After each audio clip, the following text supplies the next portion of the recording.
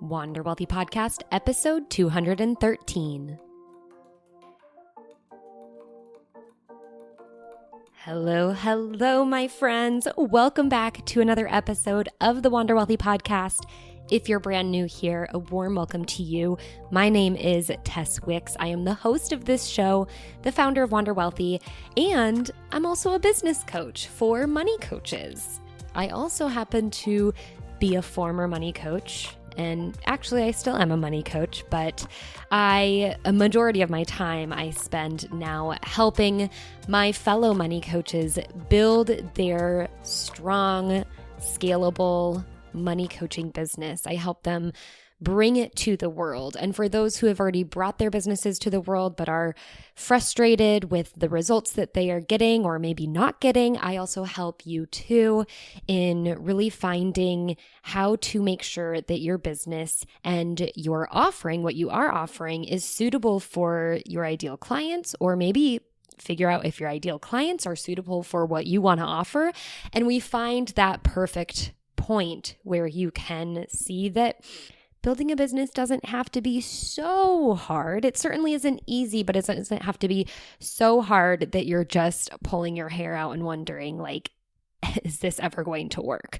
And if you're in that position, or, this is also helpful, this episode specifically is also going to be helpful for people who have not started their businesses yet, but are thinking about it.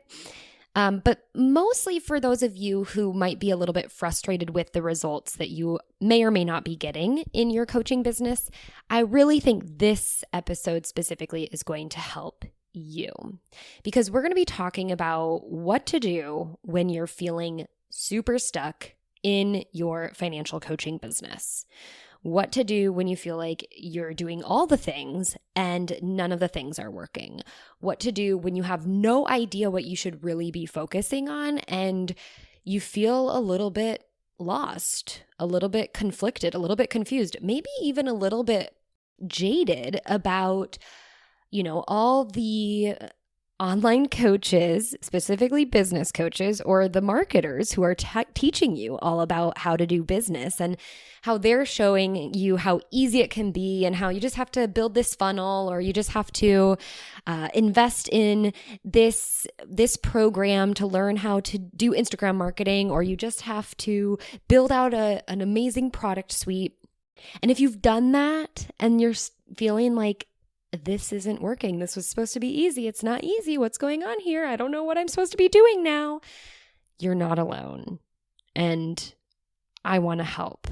And I want to help largely because I've been there. I am you. I know what that feels like. I know that, you're probably in a position where you're doing all the things. You're creating every different type of content and you're putting it up on every different type of platform, and you've built the freebie and you've built the low priced course and you've built the high ticket course and you're trying to sell all of that. And on top of that, you have these email funnels where you have to sit down and craft 13 emails to be scheduled to drip out to all these people.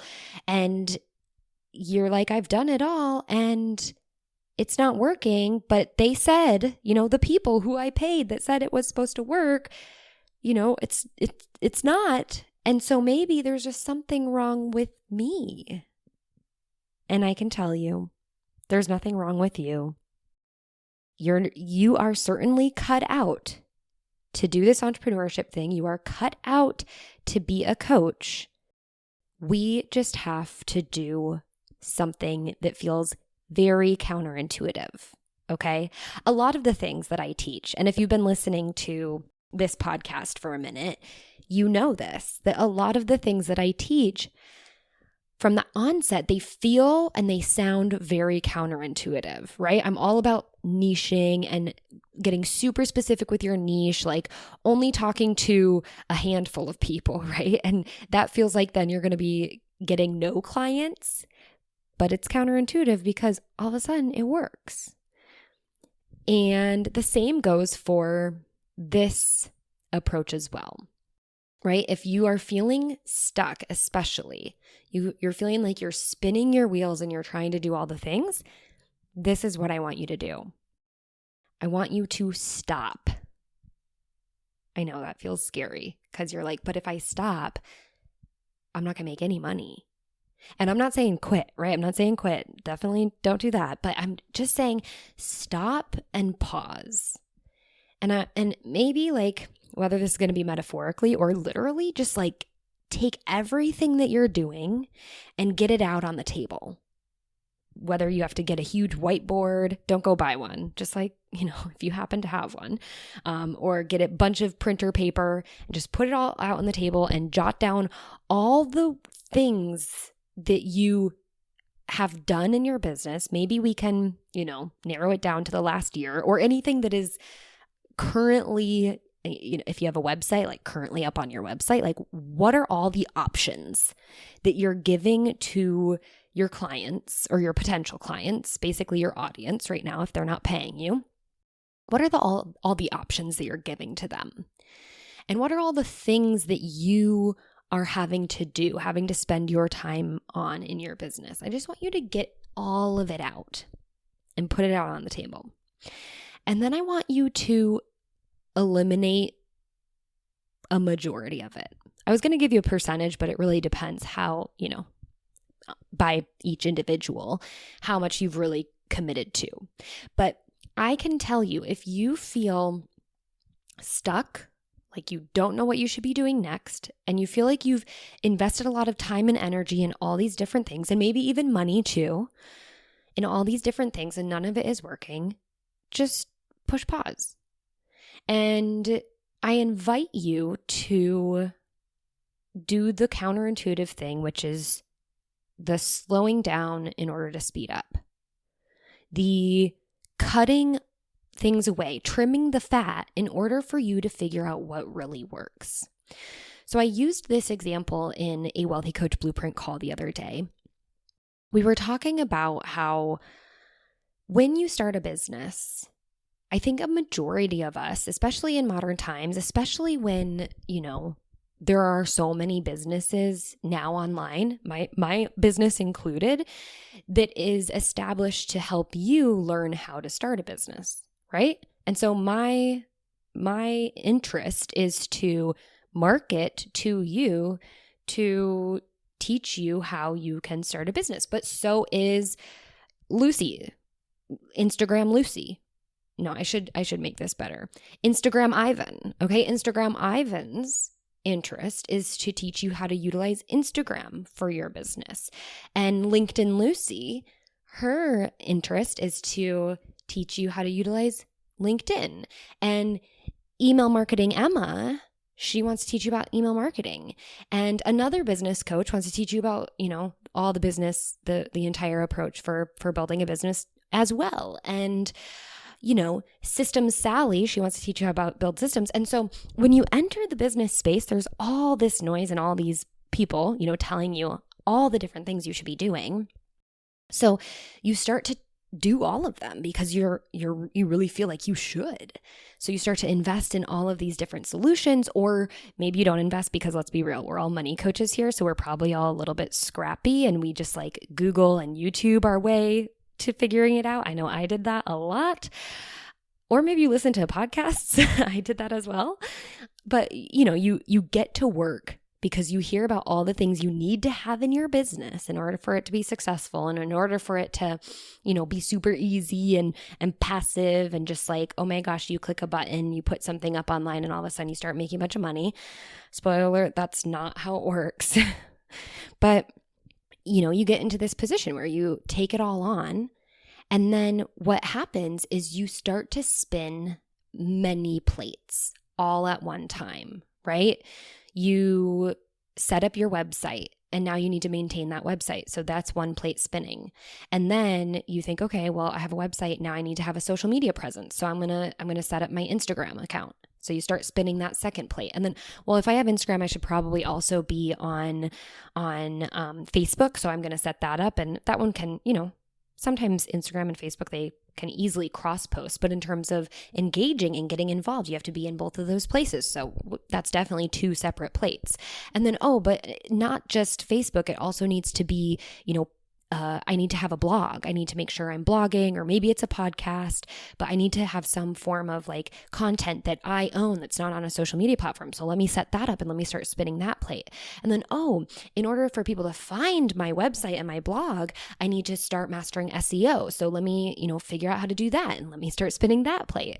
And then, but I also want to be able to, help people find me through Pinterest, because, Pinterest, I've heard you can make a ton of money through Pinterest. And if you're not using Pinterest, you're losing out. So let me start spinning that plate. And by the way, email marketing, let me do that. And now I can set up a freebie and then create an entire funnel for the email marketing. And we didn't even get to the point where you actually have to create a solution that you can sell so that you could start making money. So let's get those plates up and running.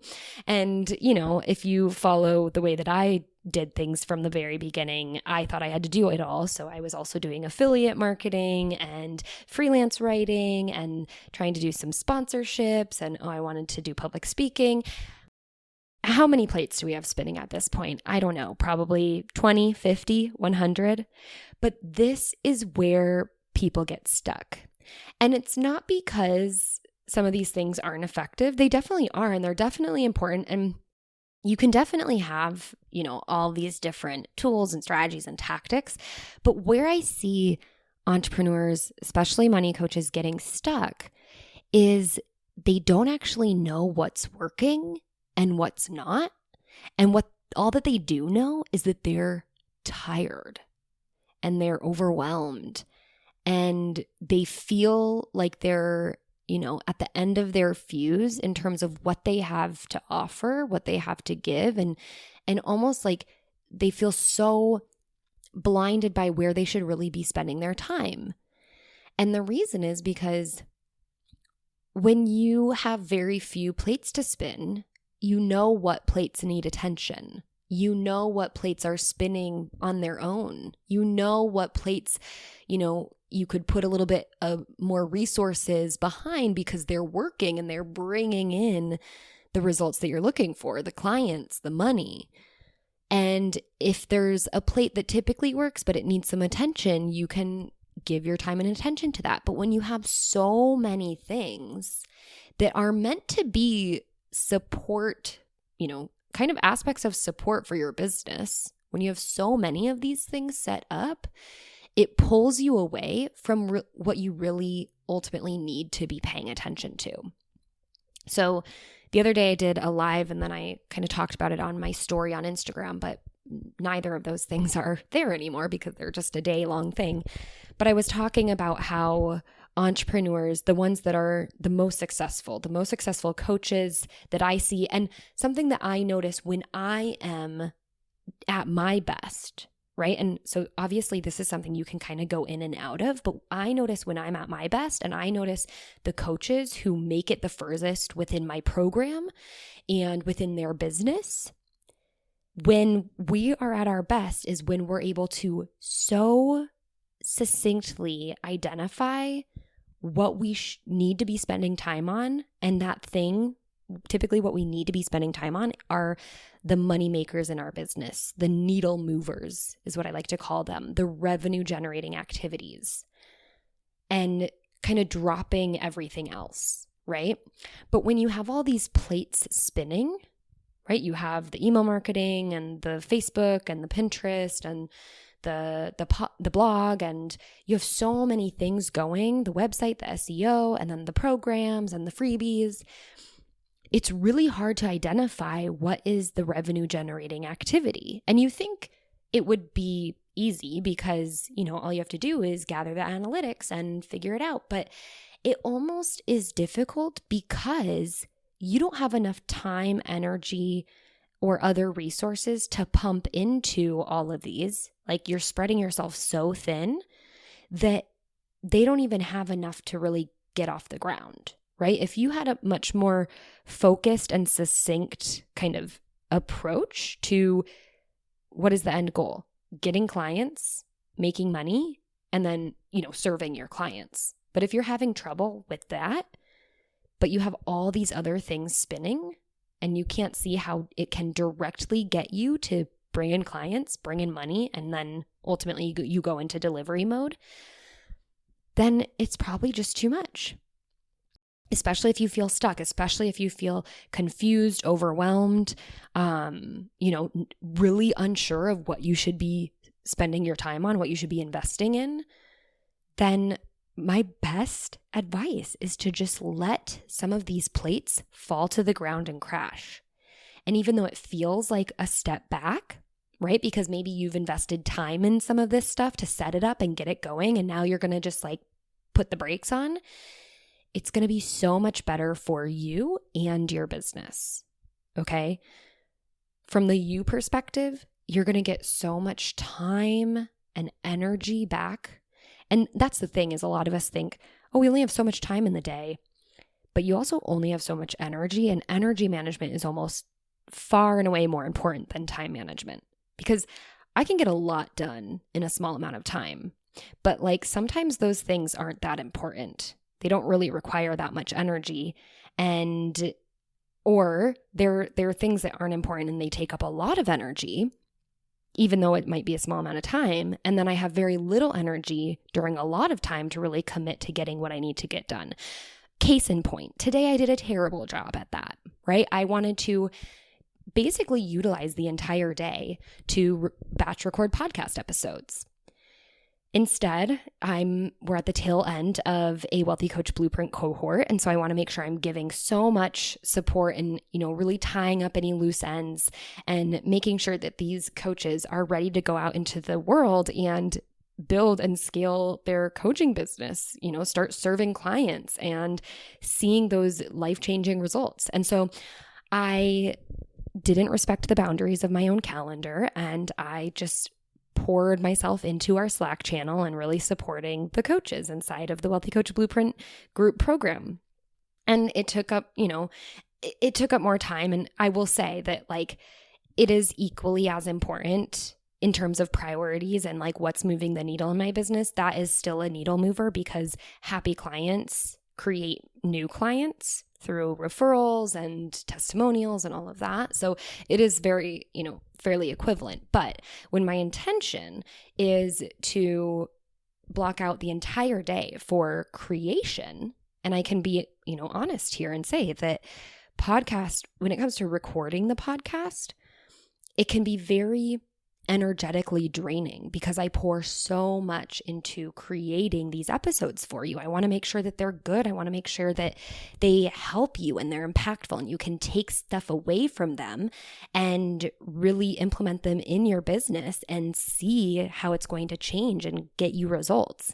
So it's a big energy suck in a good way, but if I don't manage my energy earlier in the day, if I don't respect that and honor that, then it's so much harder for me to sit down and do big batch recordings of my podcast. So although today I had time set aside, but also, mentally I had set aside this energy. I had earmarked the entire day to energetically pour myself into creating podcasts, because I allowed my energy to get diverted, which again, it's still okay because it's still a money-making activity, but I allowed my energy to get diverted. It definitely has an impact. And so what I initially wanted to get done, which was probably recording, 3 podcast episodes today, I'm probably just going to record this one, which is okay. I have a backup plan, but that's the whole point. That's kind of why I think it's so important to manage your energy first and foremost, because even though I have the time to sit down and record 3 podcasts, energetically, I know I'm not going to bring my best. Okay. So backing up from that, protecting your energy and thinking about how much you have to give to the few but the vital things that you should be doing versus trying to split up your energy across all the many, spinning plates that we put up at the beginning of this episode, if you can remember back, if that didn't stress you out too much. If you can remember that, think about diverting your energy into all these different things and then having a hard time seeing what's working and what's not. And the reason you have a hard time is not only because there are so many that it's really just hard to actually see the analytics and track the success rates, but it's also hard to even get enough data because, again, you're trying to make all of the things work, which ultimately leads to none of the things work or not having enough data to produce the results of which you then get to analyze and figure out, okay, where is, my energy and my time best spent? When you spread it so thin, it's really hard to tell. So to combat this, to get yourself unstuck, let some of those plates drop. Slow down. Take a breath. Take some time to think about and maybe even research and identify what is going to move the needle in my business, right? I have all these things that I've set up, but I actually don't know what's working. Allow yourself to sit down and figure out, okay, are people even visiting my website? Yes or no? If not, then maybe just you don't have to delete it, but just don't put so much energy and effort into keeping it up to date or posting on it or even finishing it if it's not finished. It's okay. There are plenty of very, very successful business owners with really bad or no website, right? People think they need to have it, and I did too. And then I met a business coach who was like, oh, you have a website? I haven't had a website for years. And I was like, what? Did I miss something here? So again, okay, is the website bringing in traffic? Is it getting you clients? Are people signing up there? If not, just leave it be.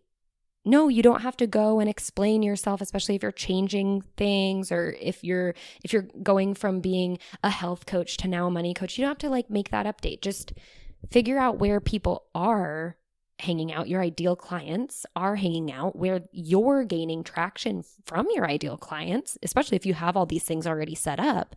Then identify, are they on Facebook or are they on Instagram?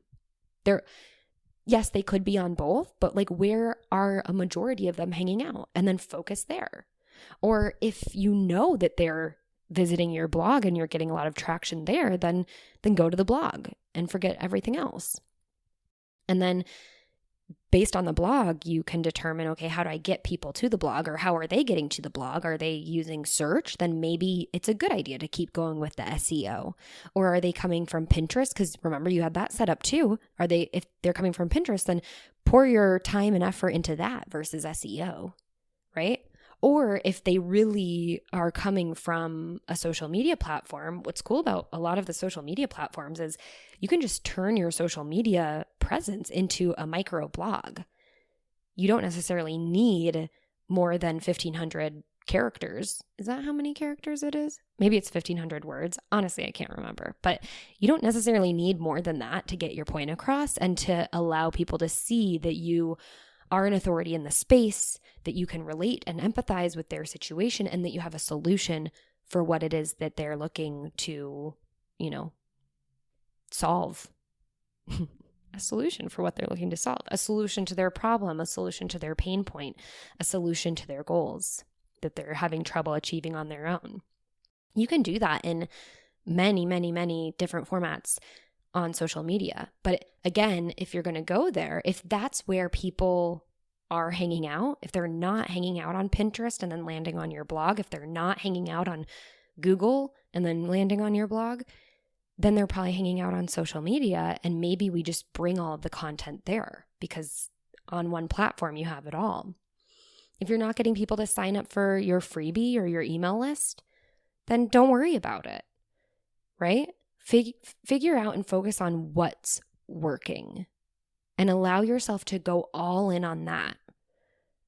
And then as you figure that out, as you start to get the traction, as you start to see the results and see people come in the door, get the clients, and then you're ready to expand beyond that, you're ready to add things, you can pick up some of those plates and start spinning them again.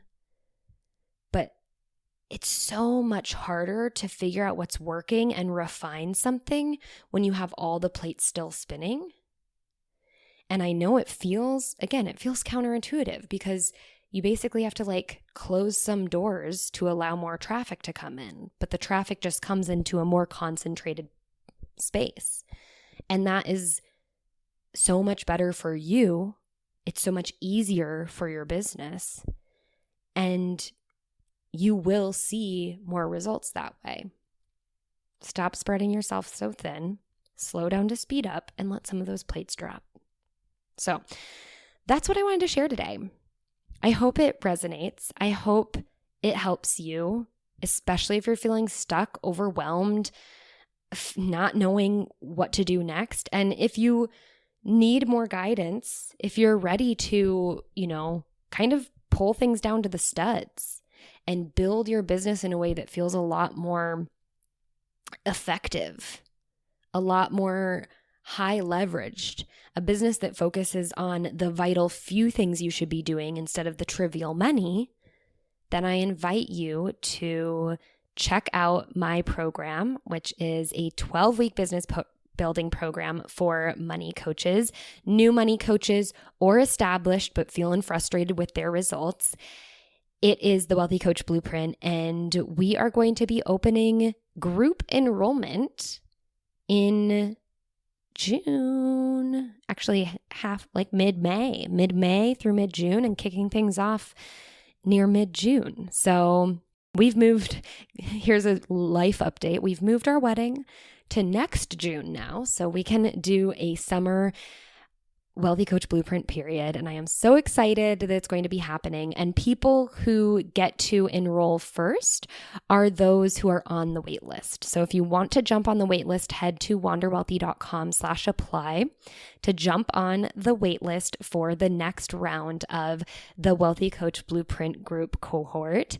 Like I said, it's 12 weeks and you're really going to get the step-by-step. It's actually broken up in phases, the phase-by-phase blueprint. It happens sequentially, and it helps you build the strongest foundation you could have for a coaching business. It helps you make sure that you're not spinning your wheels or spinning your plates, it's not spinning too many plates for sure, and you have a really focused, high leverage business model to follow so that you can do what you really have wanted to do all along, which is impact the lives of others. So wanderwealthy.com/apply to jump on the waitlist. If you have questions about the blueprint, you can send me a message. I'm at Tess_Wicks on DM, or send me an email, tess@wanderwealthy.com. There may be an opportunity for early enrollment, and I may have some bonuses for you if you do. So reach out to me if you're interested in anything like that. And until next time, I hope you wander wealthy.